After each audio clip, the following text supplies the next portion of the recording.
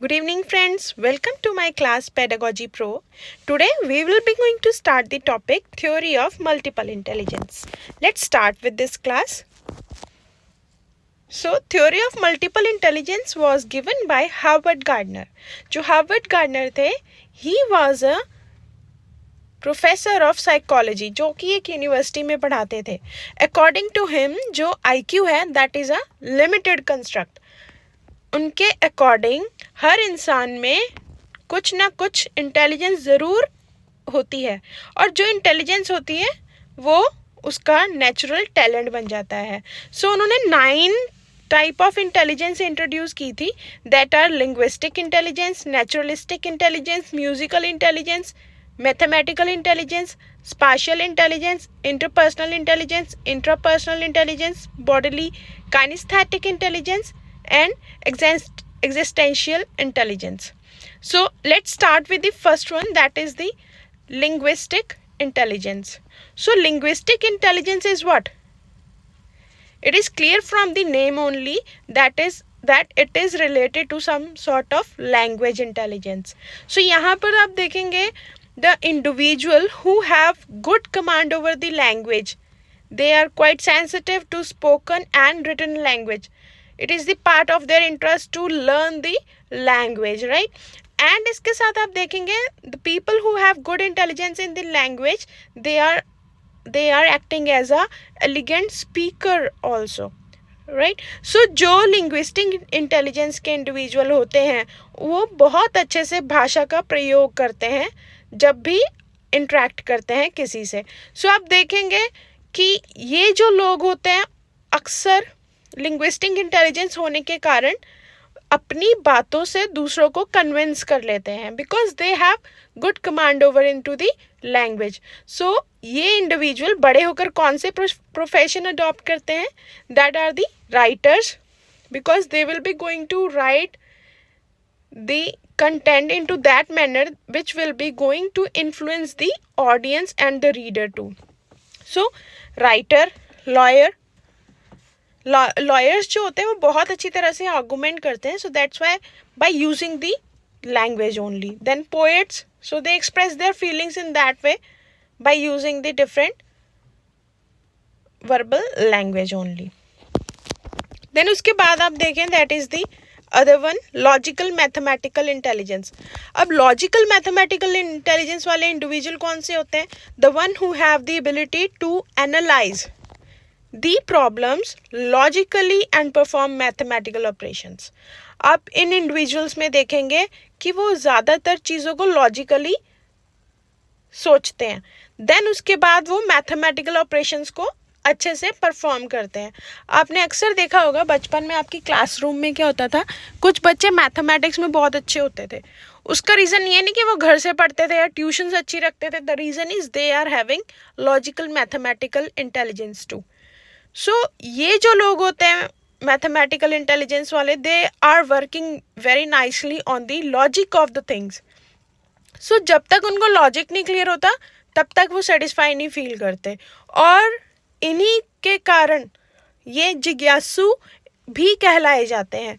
सो अक्सर ये पूछते रहेंगे until unless they are not satisfied from the logic, they will keep on asking from you the concept. So इस तरह के इंडिविजुअल जो होते हैं वो फ्यूचर में साइंटिस्ट या मैथमेटिशियंस का प्रोफेशन अडॉप्ट करते हैं.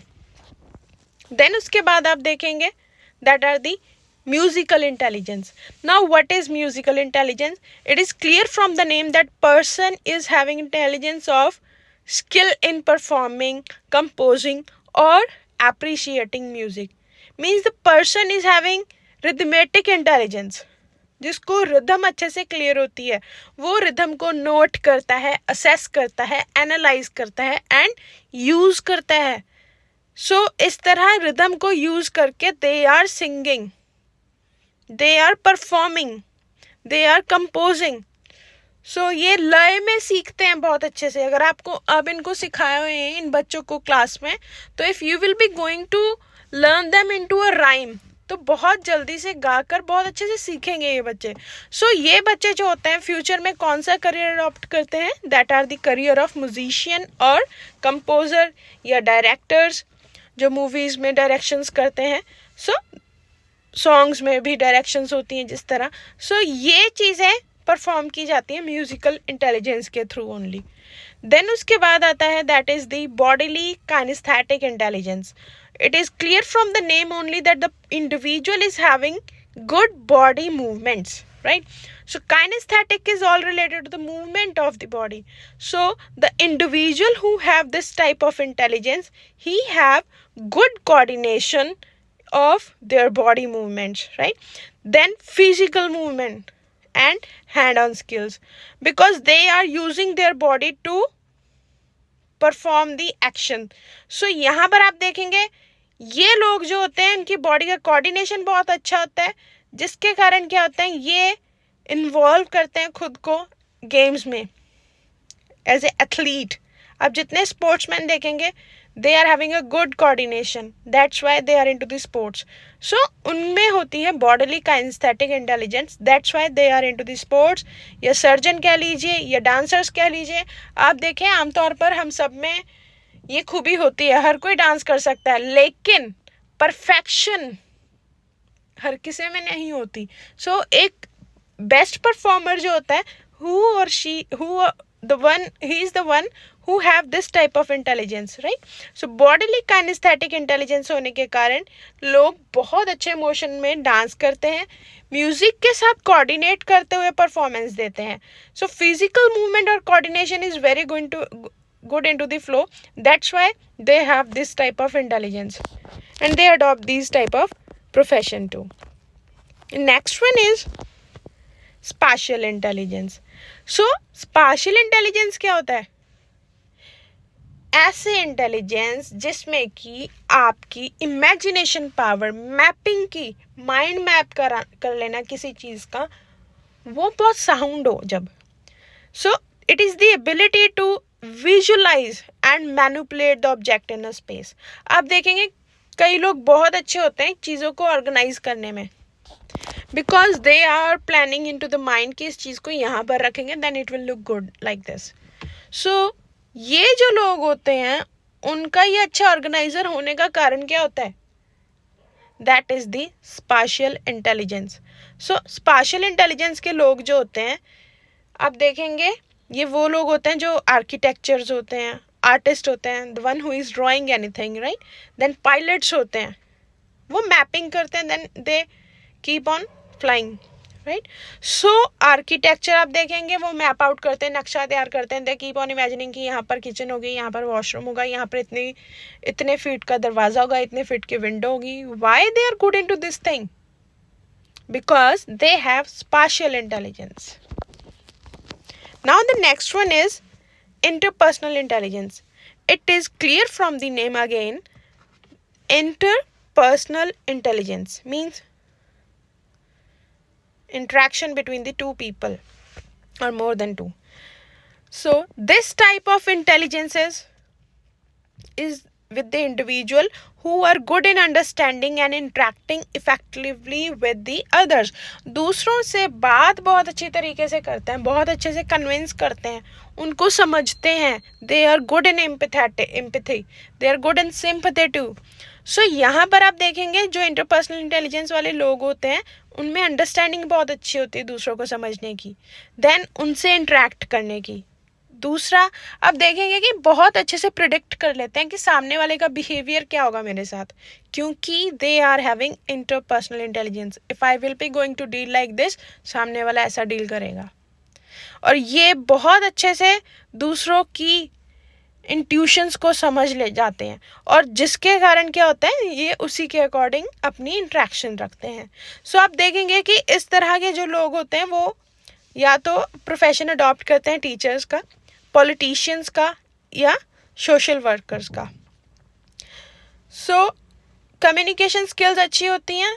आप देखेंगे छोटे होते हुए भी जब आप पढ़ते हैं तो आप देखेंगे कि कई बार आप जब एग्ज़ाम्स की प्रिपरेशन करते होंगे तो कईयों को समझा कर अच्छा लगता था और अच्छे से समझ आता था, दूसरों को समझाते थे ताकि वो वेल प्रिपेयर्ड हो सके एग्ज़ाम में. It is because they are having interpersonal intelligence, जिनको दूसरों को समझा कर, दूसरों को बताकर ज़्यादा समझ में आता है. So that is the interpersonal intelligence. कई बच्चे आपने देखे होंगे वो कहेंगे कि नहीं हमने खुद पढ़ना, I don't want to discuss this concept with anybody. So this is because they are having intrapersonal. So intrapersonal intelligence भी होती है. इंट्रापर्सनल इंटेलिजेंस होती है जिसमें कि individual have good self awareness, deep thinking and emotional intelligence. यहाँ पर देखिए इमोशनल इंटेलिजेंस क्या होता होगा. इमोशनल इंटेलिजेंस होता है the one individual who is having good command into managing the emotions. कई क्या होते हैं, थोड़ी सी खुशी की बात हुई बड़ी जल्दी एक्साइटेड होते हैं और उसको सेलिब्रेट करते हैं, और कई बड़ी बैलेंसिंग वे से हैंडल करते हैं. ऐसा लगता ही नहीं कि बहुत कोई एक्साइटमेंट वाली बात हुई है उनके लिए. So they are controlling their emotions very nicely. That's why they are managing the things into that way. So the reason is intrapersonal intelligence. So इस तरह के लोग जो होंगे वो सेल्फ अवेयरनेस, सेल्फ के बारे में ज़्यादा देखेंगे कि मेरा सेल्फ कंसेप्ट कैसा है, सेल्फ रिस्पेक्ट के लिए कंसर्न्ड होंगे. देन दे डोंट लाइक मजाक कोई उनका बना रहा हो, because they are having intrapersonal intelligence. They are concern for their self respect, self esteem also. So इस तरह के लोग प्रोफेशन अडॉप्ट करते हैं फिलोसोफर्स का और साइकोलॉजिस्ट का.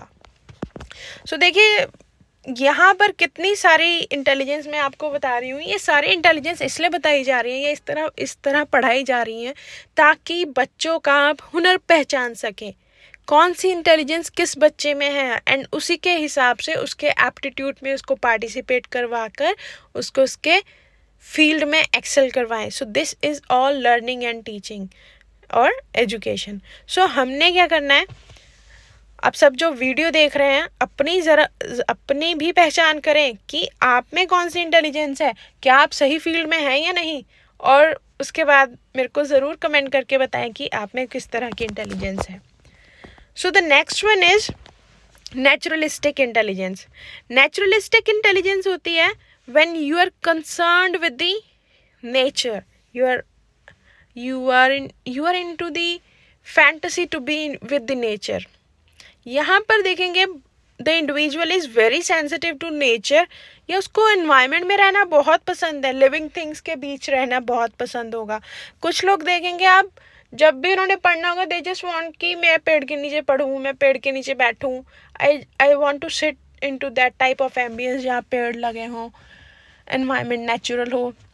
So it is because they are having naturalistic intelligence and उनको environment से बहुत प्यार भी होता है. और इस तरह के लोग जो होते हैं वो बायोलॉजिस्ट, जूलॉजिस्ट, कन्वेंशनलिस्ट और फार्मर्स का प्रोफेशन अडॉप्ट करते हैं. देन उसके बाद देखें the last one, that is the existential, excuse me,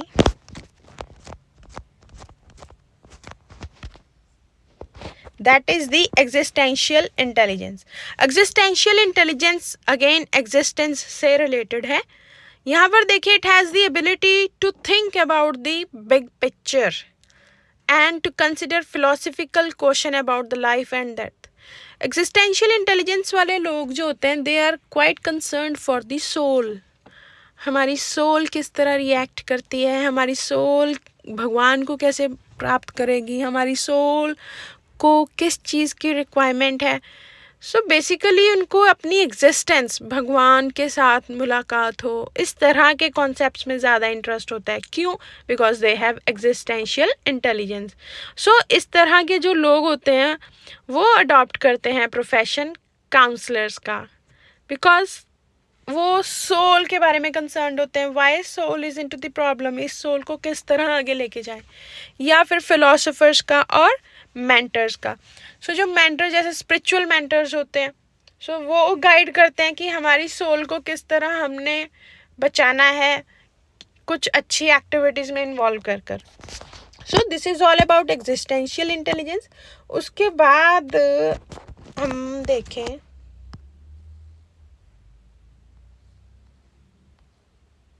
educational implications of this theory. So basically हमें पर्सनलाइज होना है कि किस बच्चे में क्या स्ट्रेंथ है, उसके अकॉर्डिंग हम उसको डील करें, उसके अकॉर्डिंग हम उसको पार्टिसिपेट करवाएं और अपॉर्चुनिटी दें ताकि वो अपने टैलेंट को उभार के लेके आ सके सबके सामने। देन उसके बाद देखें, मल्टी डिसिप्लिनरी एजुकेशन प्रोवाइड करने में हमें हेल्प करता है। हमें बच्चों को मल्टीपल इंटेलिजेंस उसकी एक्सप्लोर करवानी है। ऐसा नहीं है कि किसी में सिर्फ म्यूजिकल इंटेलिजेंस है या किसी में सिर्फ मैथमेटिकल इंटेलिजेंस है। कुछ मात्रा में आप में काइनेस्थेटिक भी होगी, लिंग्विस्टिक भी होगी। So you everybody is having multiple intelligence but some of the person is good into this type of intelligence. So ऐसा हो सकता है एक इंटेलिजेंस बहुत अच्छी मात्रा में होगी, बाकी इंटेलिजेंस कुछ एक मात्रा में होंगी। So there is existence of multiple intelligence into every individual.